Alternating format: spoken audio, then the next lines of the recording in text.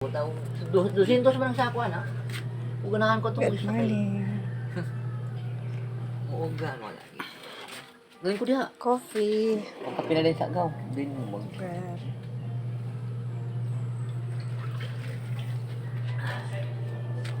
Mga asawa sa'yo, ito nakaligorin. Nakulakaw sa tingin palit ikaw. Kita naman ako daan. Siya tuwali dito balay, nagtagad. Rice.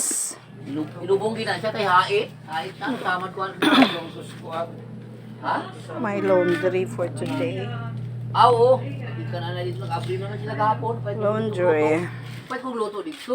Hindi mo may luto. Pwede ko dito luto. Dito daan po. Ang tagbensin kong adobo. Katulak paliton.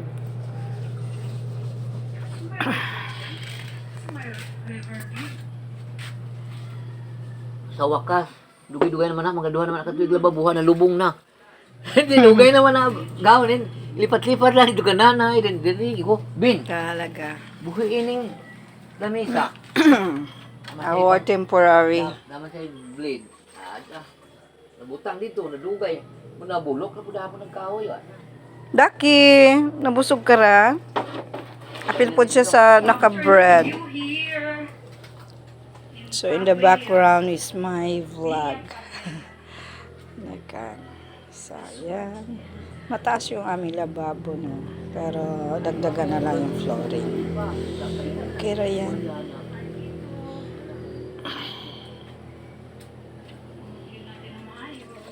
Ganun talaga. So may video para makikita ko yung improvement as days go by. Ayan, so aming kitchen, ito yung concentration ko na improvement para makaluwag-luwag. At saka gusto ko dito yung kasi nga sinabi ko ay presko because of the trees around. Tsaka overlooking dun sa rice fields. So lalatabunan na siya ng mga dahon dyan sa baba. Lugi. Ito, magbahara man ang makasaka. So, Magtulogin, hinay pag yun. pasensya na sa akin mga kasi detour lang to.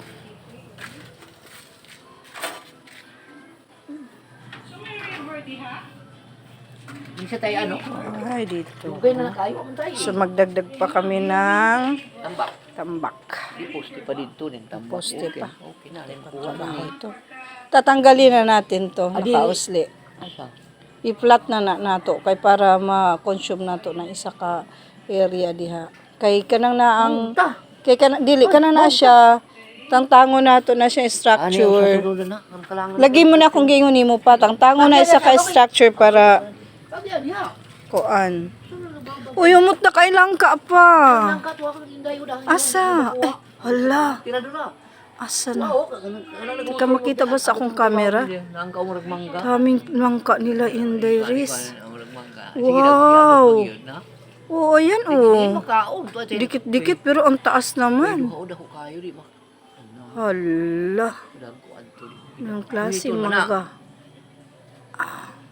Ama, makaya yan. Sakon lang. Kuhiton ba? Dali, saka ko kape. Igam-igam lang sa ta. Ari, Ha? pailan ni Galo Black. Oh. Gid ani, straight ani. O ikuan ko ra na siya. Patangtang ko ra maning niya. Kini na struktura na siya. Patangtang ko ra. Another planning na po. Dali lang, pag narinig dito. Dito ka, mami, ayun na. Umanak ko. Umanak ko kape. Hello, Ayaw, Doc. sanay mong kape. Hello, Dax! Ang roster ni Peter. Kini niya siya soon matangtang na. Kaya dili ang namo na pinabayaan lang siyang ganyan because my plan is God willing to remove this structure at magkakaroon siya dito additional dito until doon God willing. Tsaka ang plano ko is sana yun yung tipo yun binayaran ko yan ng 2.5 para lang maputol because nakakatakot siya. Ayan, kita niyo yung taas ng tipo na yan. Ayan. So, binayaran ko yan para maputol at walang danger dito na matumbahan kami.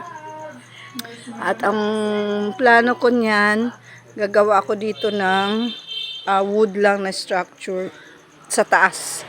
Sa taas wood. Sa baba, flooring, semento na siya.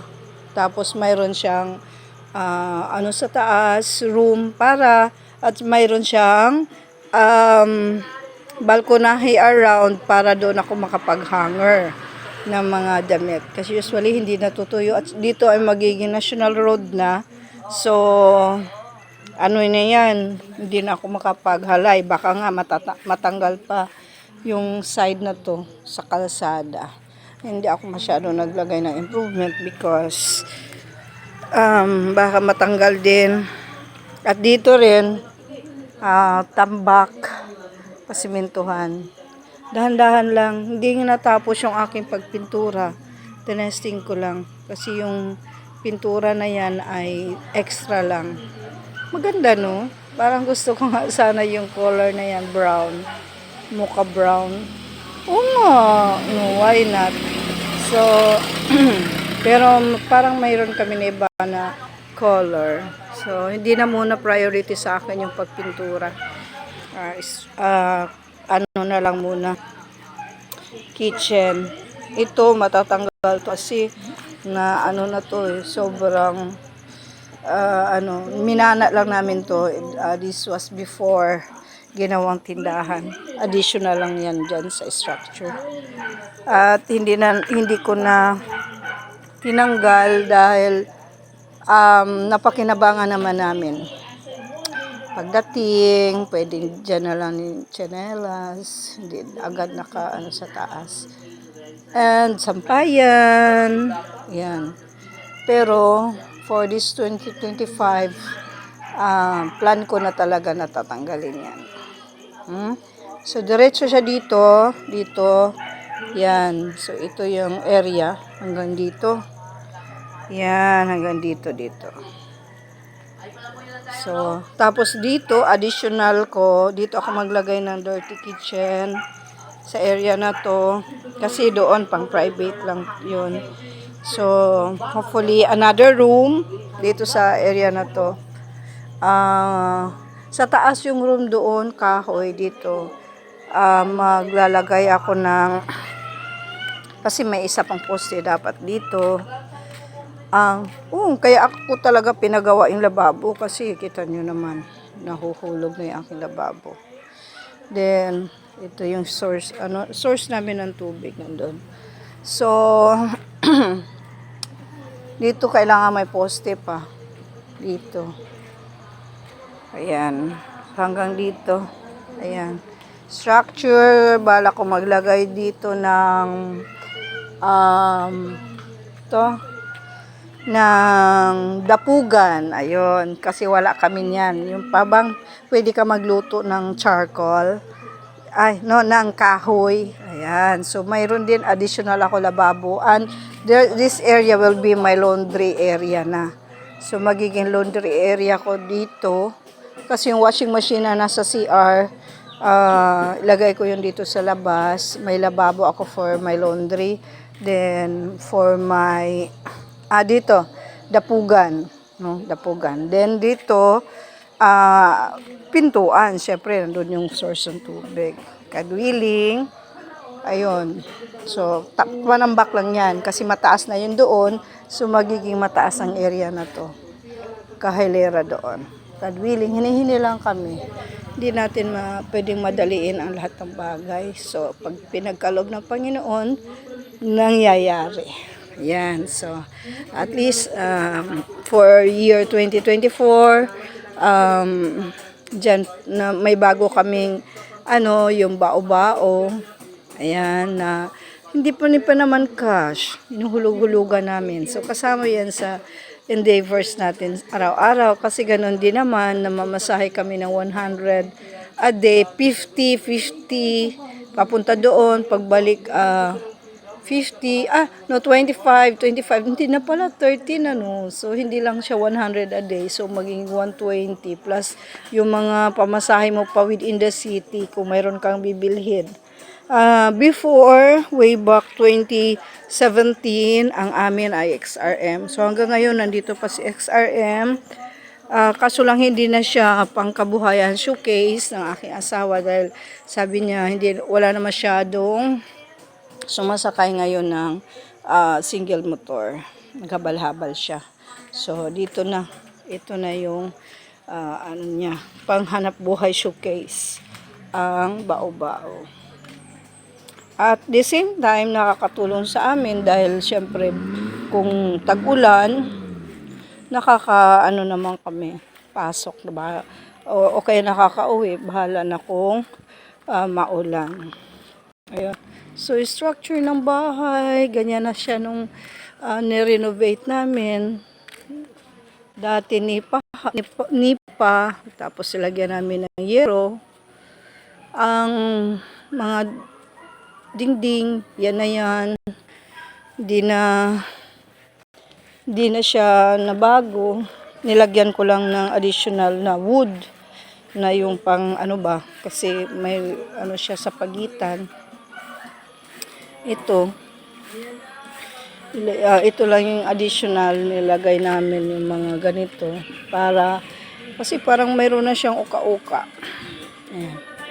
Ayan. So, balak namin malaking project, dahan-dahan lang. Sinasabi ko nga, dahan-dahan lang. Kasi dito pa ako ng semento. Hollow block hollow block. Dapat. Ganun. Para matibay. Pero ayan, depende pa rin yan ng kalooban ng Panginoon. May buhay at lakas. Mayroon tayong resources na binibigay ng Panginoon. So, mangyayari ang lahat ng bagay na yan. Kung hindi naman, huwag tayong malungkot dahil binigyan naman tayo sa ibang bagay. Okay? So, that's all for now dahil maglalaba pa ako. Okay, washing day.